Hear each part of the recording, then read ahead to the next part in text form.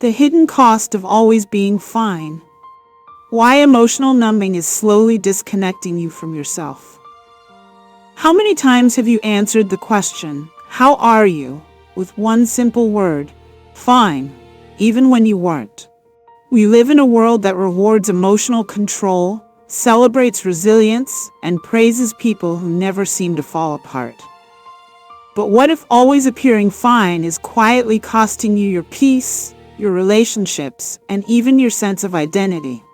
Today, we're exploring why emotional numbness is not the same as emotional strength.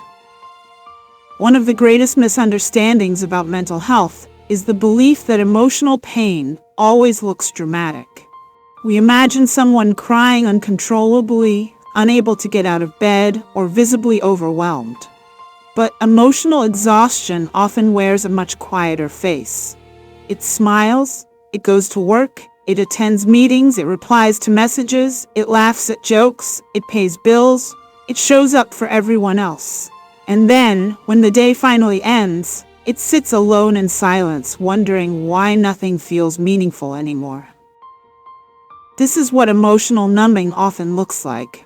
Not intense sadness, but the gradual absence of feeling. The things that once brought joy feel ordinary. The achievements you worked so hard for feel strangely empty. The people you love begin to feel emotionally distant. Not because you stopped caring, but because you've become disconnected from your own emotional world. Many people don't numb themselves intentionally. It begins as a survival strategy. Perhaps you grew up believing emotions were weaknesses. Maybe every time you cried, someone told you to be strong. Maybe you learned that expressing anger made people withdraw. Maybe sadness made others uncomfortable. Maybe asking for help was met with criticism instead of compassion.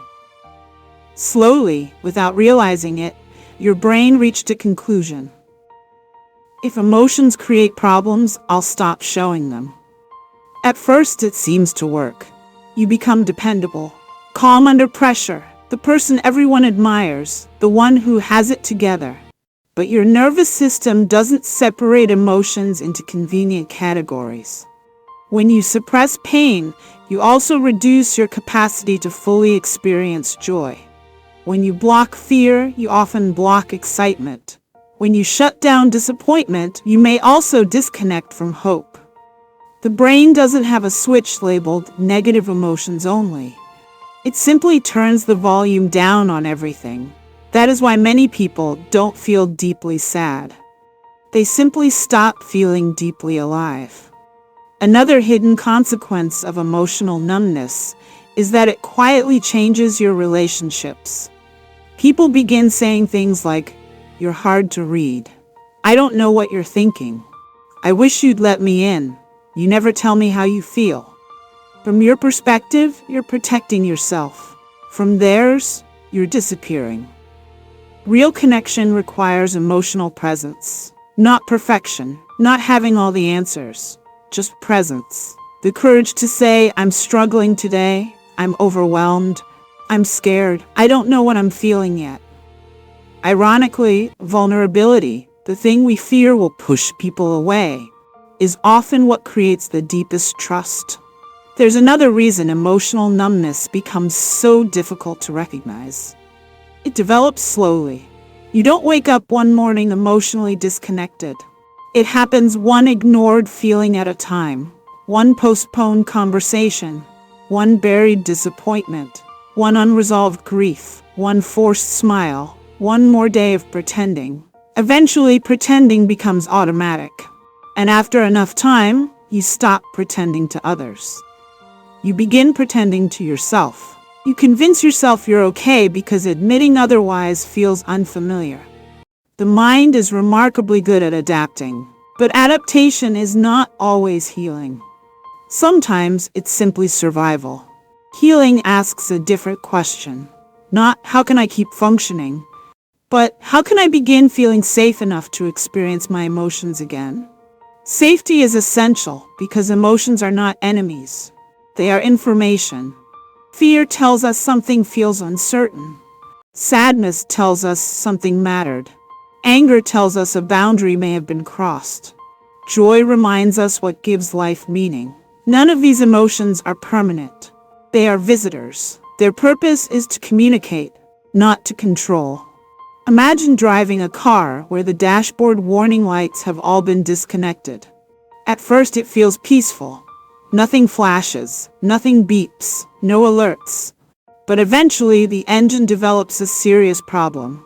You simply don't know it. Suppressing emotions works the same way. The warning system disappears. The underlying issue remains. One of the most powerful acts of emotional healing is learning to pause before automatically saying, "I'm fine." Ask yourself, what am I actually feeling right now? Not what you think you should feel. Not what others expect you to feel. What is genuinely present? You may not have an answer immediately. That's okay. Emotional awareness is a skill. Like any skill, it strengthens with practice. You don't need to label everything perfectly. Sometimes it's enough to notice, my chest feels tight. I'm unusually quiet today. I keep feeling irritated. I've been avoiding everyone.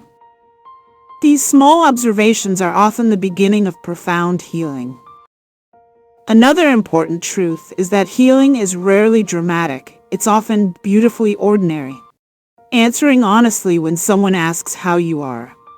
Taking a walk without distracting yourself with your phone. Allowing yourself to cry without apologizing. Saying no without explaining yourself endlessly. Resting without earning it first. Laughing without feeling guilty. These simple moments gradually reconnect you with the parts of yourself that have been waiting patiently beneath years of emotional survival. Beloved, you do not have to earn the right to feel. Your emotions are not evidence that you are weak. They are evidence that you are human. You were never meant to carry every burden in silence or convince the world that you are unbreakable. Real strength is not the absence of emotion. It is the courage to face it without shame. The goal is not to become someone who never hurts. The goal is to become someone who no longer has to hide their hurt from themselves. Because the day you stop pretending you're always fine may be the very day you begin becoming truly well.